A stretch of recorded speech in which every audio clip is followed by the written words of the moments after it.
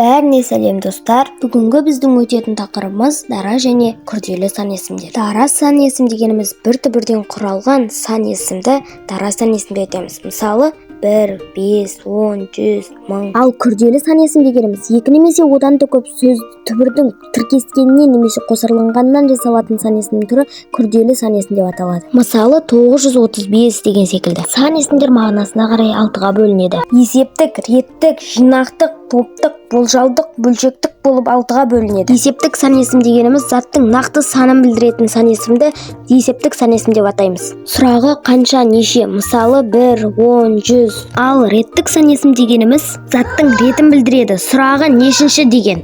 Інчі жұрнақтар жалғану арқылы жасалады. Мысалы 10-шы, 100-шы, 1-шы. Ал жинақтық сан есім дегеніміз ол заттың жиналып, жинақталғанын білдіреді. Сұрағы нешеу? Ал еу жұрнағы жалғану арқылы жасалады. Ол біреу, екеу, үшеу, төртеу, бесеу, алтау, жетеу деген тек солар ғана. Ал топтау сан есім дегеніміз заттың санын жекелеп емес топтап көрсетеді.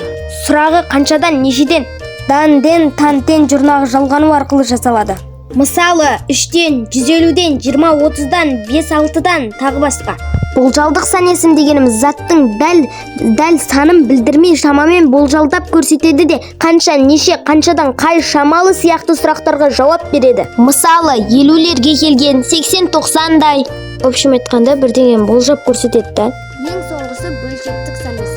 Бөлшектік сан есім дегеніміз заттың бөлшектік санын білдіреді. Бөлшектік сан есімдер жай бөлшек және ондық бөлшек болып екі түрде қолданылады. Кейде тәуелдік жалғау түрінде айтылады.